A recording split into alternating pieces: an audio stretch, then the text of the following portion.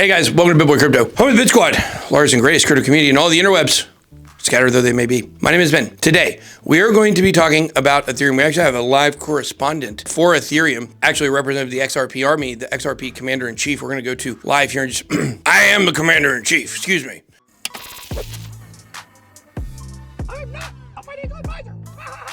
The point here is we've got a live look at something that's going on around the Ethereum Foundation right now here in just a little bit. We're going to be reviewing this Project Veritas or O'Keefe Media Group video where they look into Ethgate. And this is a big thing. The XRP army are the people, XRP strong, who brought this up.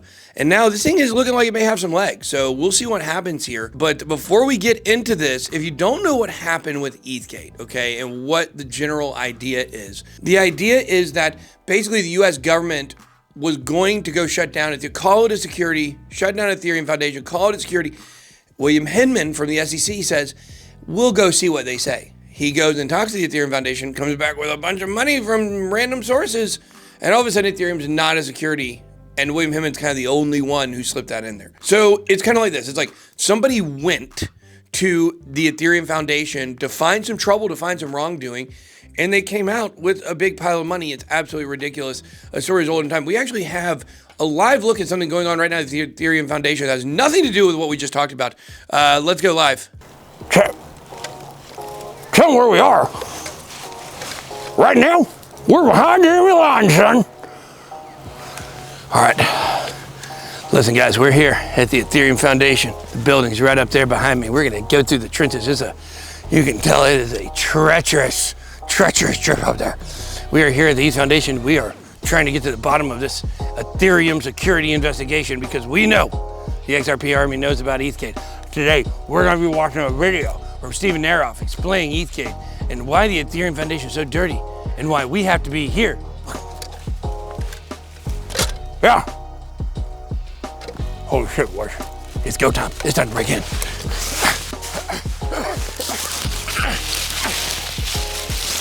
We are almost there. We're already behind the enemy lines. We're almost inside of the Ethereum Foundation. We are so close to breaking the story wide open and bringing the truth and the evidence of the corruption of the Ethereum Foundation. Nothing will stop us now.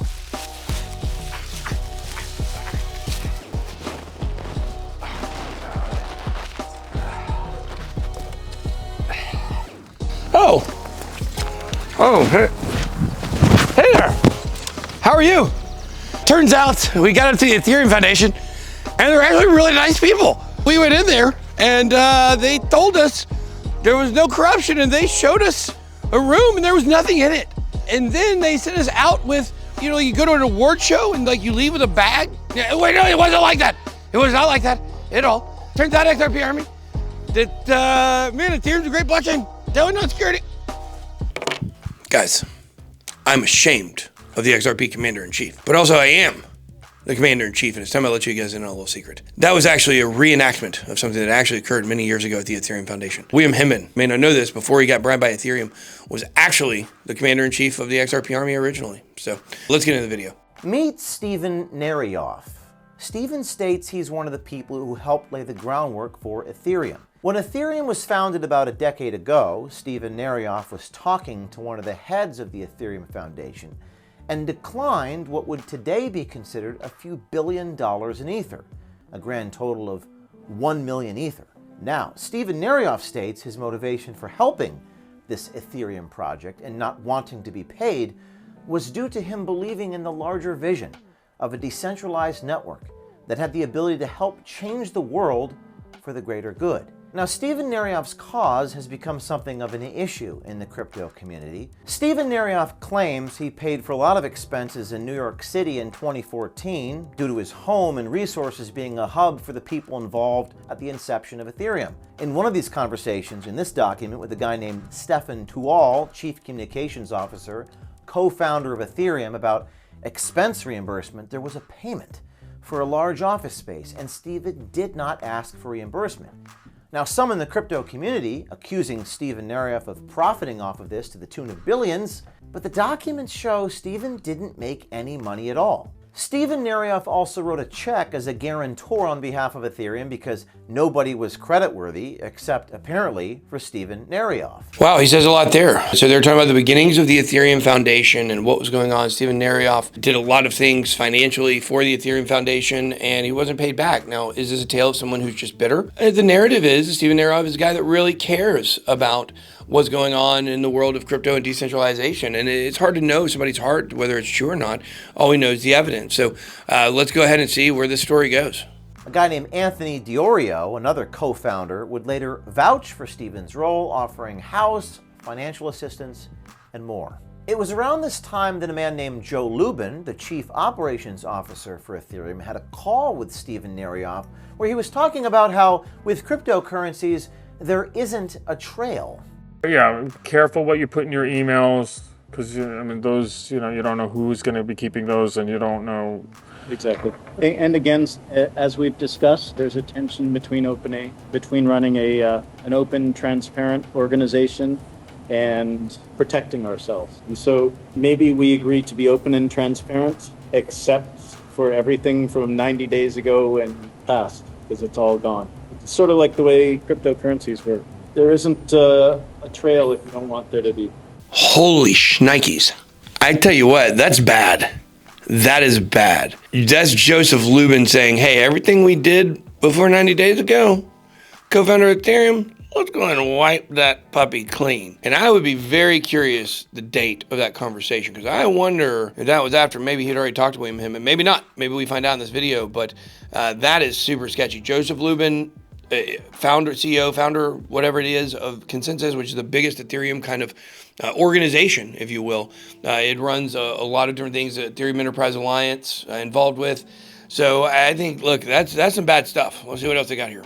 Now, around the same exact time of that phone call, which was recorded, Joseph Lubin sent Stephen Nerayoff an email about leadership discussions of employees versus volunteers. It appears Joseph Lubin was giving Stephen a heads up they would take away his access to his Ethereum email, cutting Stephen Nerayoff off from the Ethereum Foundation in about 2016. Stephen then followed up that his email was disconnected. He sent this email to the executive director of Ethereum Foundation saying his email was disconnected and explained how he structured the entire deal at Ethereum's conception. Okay, so I can tell you, as a person this happened to, when somebody comes and just sends you an email and says, hey, we're taking your email, they're just trying to cover their bases. They have cut you off. They wanted him to be cut off from that email address. There's something in that email address that they didn't want out. Communications. It's very clear by this whole entire thing. So I tell you, after listening to what Joseph Lubin said, I tell you, man, this thing stinks to high heaven. This Stephen Nerayoff guy, he's onto something here. I guess he knows because he was there. Then in January of 2018, a company called Consensus, a company founded by Joe Lubin's company and Stephen Nerayoff, started to go on a public relations campaign against Stephen Nerayoff, with Evan Van Ness, an officer of Ethereum, claiming in an email newsletter that Stephen Nerayoff is not a co-creator of Ethereum. Van Ness sent O'Keefe Media Group screenshots that Stephen Nerayoff made to Democratic Senator from Rhode Island Sheldon Whitehouse. Van Ness wrote to O'Keefe Media Group via X, quote, I don't know about you, but general experience with partisan left-wingers is that they are less than honest. I tell you, man, there is more to this story than we know. I think we're just scratching the surface with this. What this clip tells you here is Evan Van Ness, he tried to discredit Stephen Nerayoff by calling him a left-wing partisan. So what that says is that the other people with the Ethereum Foundation, that are the people at the top, they don't seem to like leftists. So what does that mean? That means that they like, what, I don't know, big business, capitalism, the right. And look, I'm simplifying this argument down quite a bit. All I'm trying to do is I'm trying to show you that it was very clear that the Ethereum Foundation here tried to draw a distinction between themselves and people that are far left. Why are they doing that? It's almost like I wonder if there's been some kind of internal conflict, and some of this could be politically driven. Now let's go to June 2018. Bill Hinman, who at the time was the Director of Corporate Finance at the Securities and Exchange Commission, was working on a new legal framework to decide which cryptocurrencies would be classified as securities. In his now infamous speech in the crypto community, Hinman declared that Ethereum, was not a security, which was seen as a green light for the project, and which some in the crypto community call a free pass. Money then started to pour into Ethereum as a result of this regulatory clarity. Ethereum's token Ether operates under the concept of a utility token. Steven Nerayoff claimed it was a digital product, meaning it has use, like a stamp. You have to use Ether in order to interact with the network, sending assets, building applications. But if you buy too much of it, some argue, it loses its status as a product and it becomes a security. So here's the setup. Here's this whole setup for Ethgate. We kind of explained it a little bit earlier. It's the idea the Ethereum Foundation, Joseph Lubin, was in bed with William Hinman, in bed with the SEC, and that's why the SEC can't actually go after Ethereum, and this ETF will probably get approved, not in May, pretty soon. So here's the setup. We're going to move to the con here. Now we get to the good part. Steven Nerayoff and his allies alleged that Joe Lubin, the COO, appeared to want to buy Ethereum as much as he could without it becoming a security. And that's evidenced by this deceptively vague language in the terms of service that Joe Lubin is alleged to have written himself. The lawyers made Lubin change it back. Notice he used the word discouraged instead of prohibitive for speculation purposes. Nerayoff then claims that Lubin tried to capture the network. That's effectively what Joseph Lubin has done. He has captured the network with consensus. Consensus is the underbelly of Ethereum, and this is why, look, I don't want you guys to think I'm saying anything bad about Ethereum itself. Ethereum sucks, everybody knows it. But the fact is that everything is kind of passing it by here, but we do know that real-world assets and tokenization, BlackRock, they're big on Ethereum. This ETF is coming. Digital silver, get used to it. That's what it is now. But the chain itself is really bad. But what Joseph Lubin did effectively by taking reins of consensus and getting all of these projects into the conglomeration, and underneath him, and then creating MetaMask and all of these different Ethereum bells and whistles that are free to use, but push the network further. This was his plan. And Joseph Lubin, I tell you, he is not a good character in the story. Vitalik Buterin from Ethereum Foundation put out a roadmap for next year called The Purge, which deletes all data that's older than 1 year. Bitcoin is immutable, and many believe this is fundamental to cryptocurrency. So the question remains, why delete history unless you're trying to hide something? In 2021, Vitalik says that Steven, well, he's problematic. Steven is definitely a separate case. Like Ethereum before about 2015, like there's definitely, this founding team, and the founding team had like a lot of characters that today I definitely don't approve of, and at the time I had no idea how to even like tell apart good people from bad people, and pretty much everyone seemed reasonable to me. And so, like, at the time, I definitely didn't have the ability to kind of detect the problems in someone like Steven Nerayoff. And I think since then, the Ethereum Foundation has gotten much better. Since then. Okay, this is classic throw him under the bus here to discredit Steven Nerayoff. That's very obvious here. I tell you, look, let's not pretend like the Ethereum Foundation and the founders of Ethereum were a little kumbaya, okay?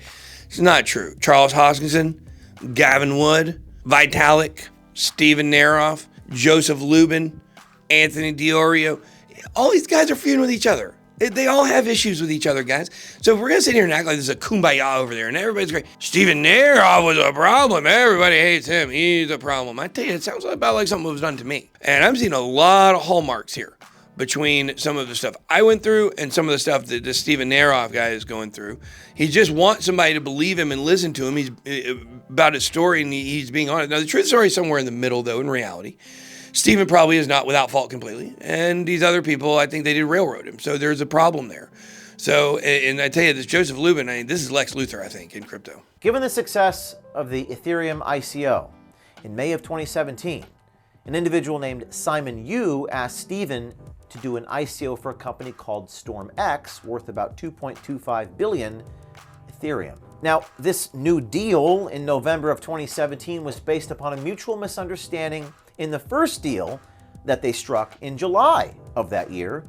The government would later claim that Steven Nerayoff extorted better terms but emails showed that both sides had made mistakes in the first deal and it had to be redone. Well, just because there were mistakes in the first one, it had to be redone. That doesn't mean that what Stephen Nerayoff said or was in the contract was valid or good, or they both made mistakes. So I'm not sure about that one. We'll have to see. Then, in September of 2019, the FBI obtained an arrest warrant, but not a search warrant. Stephen Nerayoff alleges the FBI searched his house, went through boxes, looked through documents. Stephen alleges the FBI put him in a van and told him, "You're not going to see your kids for decades." They wanted information on the who's who in the crypto world. Now, sitting on the floor of the van, Stephen was told by FBI agents, quote, "We want dozens of convictions." I believe that for sure. He's told this story a lot of times, and I think this is true. He tried to out several different people, some people that I like, and I think they're not bad people. A couple of them at least. Some of them are bad people. You guys can go see who's on that list. You can see some stuff, but the fact is that I think the government was ready to come after a lot of these people, and I think he did do this, and he gave a bunch of names, and I think he's frustrated. I tell you what I think is going on here. I think Stephen, knowing what I've been through, I think Stephen is really freaking. I'm going to get him on the show for sure after watching this. I think he is really frustrated that people are not listening and people are not taking it seriously. He's giving you all the information. It's out there. Hey, guys, look, they're trying to hide stuff. Here's all these change agreements. Here's why Tyler throwing me under the bus. Here's Evan Ness throwing me under the bus. I've got documentation. The evidence for this one not as strong is the one from Evan Van Ness, I think. But I think overall there's something that's stinging to high heavens here, and I think he just wants people to believe him and listen to him. And he is on an absolute witch hunt. Witch hunt maybe seems to indicate there's nothing at the end of the rainbow, but who knows? I might get a big fish on this one, but it also seems to indicate here that maybe the FBI, SEC, Foundation, maybe it's all one big scam. In a declaration, March 30th of 2018, Simon at this company's StormX agrees to provide Stephen with 10,000 Ethereum secured against 70 million loyalty bonus tokens Steve was to receive in addition to the 2.25 billion he was entitled to. Steve had to surrender 350 million of the 700 million tokens he was due to receive under the loyalty program. Steve could repay the Ether or have StormX take the collateral. There were no set terms on repayment, and the loan was interest-free. So something must have happened with this loan. There must be something that happened here. I don't know. Maybe he never got paid back. StormX, obviously a project that I believe it's like you spend crypto through it, I think, or get discounts.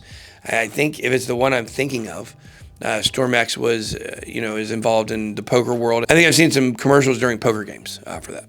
Meet this man named Michael Halady, who used the alias Michael Peters, at various times falsely claimed to be a former member of the United States military, a former government agent who had worked for the NSA, the National Security Agency, the FBI, and the CIA. Halady was hired by Stephen Nerayoff to be a consultant to him to do background checks and other work regarding other people. Halady had sent a message to the folks at StormX saying that we're going to sue you. Halady also said he would, quote, destroy your community, which Stephen Nerayoff team claims is just an ugly metaphor, perhaps a figure of speech, but was not exactly extortion. In this document filed under seal, an FBI agent in the Eastern District of New York named Jordan R. Anderson said it was extortion. Nerayoff stated, in sub and substance, that if John Doe and Jane Doe did not agree, then Nerayoff would, among other things, sabotage the crowd sale,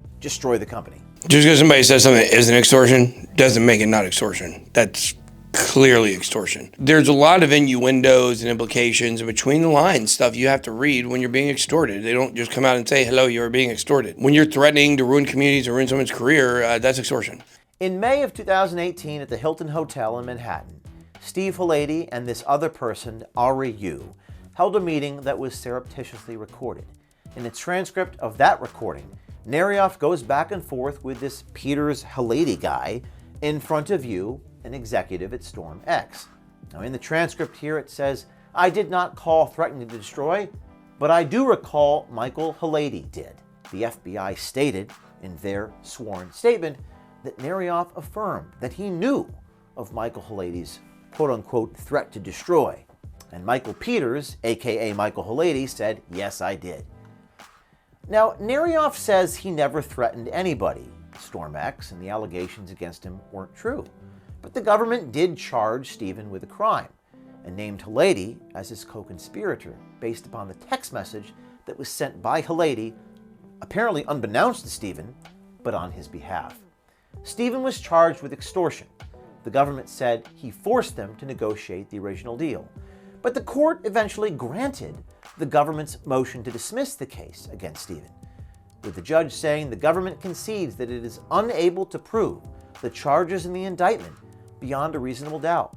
So federal judge Margot K. Brody dismissed the indictment with prejudice. I tell you, our legal system in America sucks. That's what I've come to see. It moves terribly slow. It is built by politicians.